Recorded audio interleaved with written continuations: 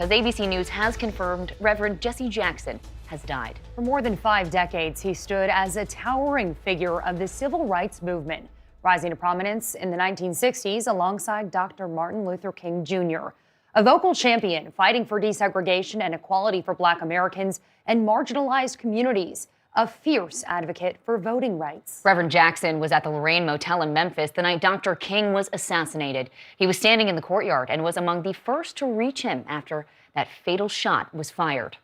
He founded Operation Push, dedicated to improving the economic status of African Americans and disadvantaged groups. A trailblazer and 2-time presidential candidate, he ran for the Democratic nomination in 1984 and 1988. His Rainbow Coalition was designed to form a diverse alliance of African Americans, Latinos, Asian Americans, Native Americans, women, and the LGBTQ community. Reverend Jackson was visibly moved to tears when President Obama was first elected in 2008. The realization of his lifelong work and unparalleled victory of the civil rights movement. His life was dedicated to civil rights during some of America's most turbulent times. A legacy of steadfast activism, giving a voice to millions and helping reshape the American landscape. Here's ABC's Pierre Thomas with a look back at Jackson's life.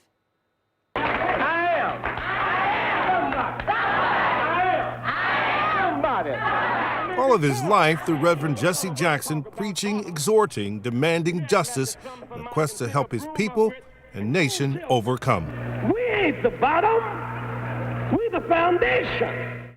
Always marching, civil rights nonviolent soldier. There he was, shoulder to shoulder with Martin Luther King Jr. after witnessing the beatings of Bloody Sunday on television. Jackson eventually became one of the top lieutenants in the critical Southern Christian Leadership Conference, which challenged the Jim Crow South's withering oppression.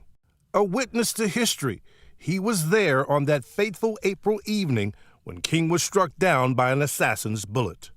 I tried to feel his head, and I asked him, I said, Dr. King, do you hear me?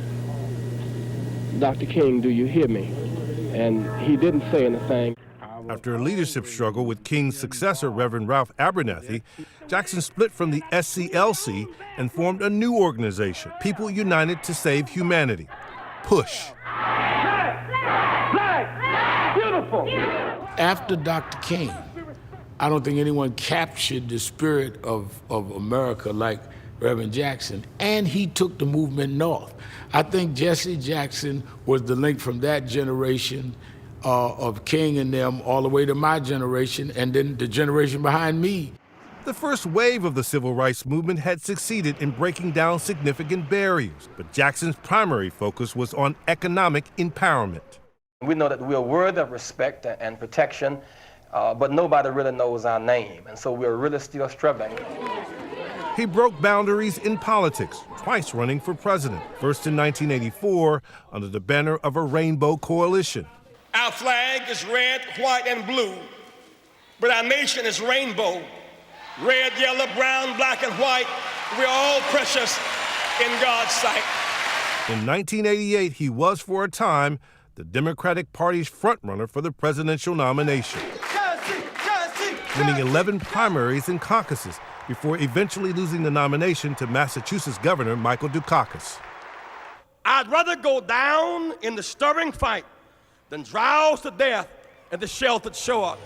Jackson also took on the role of freelance international negotiator, meeting with some of the world's most brutal tyrants. Overseas, the American black activist Jesse Jackson has become an intermediary in the Middle East. In 1984, he met with Syria's Hafez al-Assad, Goodman and the Reverend Jackson arrived at Andrews Air Force Base, securing the release of downed American naval officer Lieutenant Robert Goodman. In 1990, he held talks with Saddam Hussein to free foreign nationals being held in Iraq as human shields. And in 1999, he went behind enemy lines again to meet with Slobodan Milosevic to negotiate the return of 3 American prisoners of war. At times, he was a spiritual advisor, counseling President Clinton in his darkest hour, facing impeachment over a sex scandal.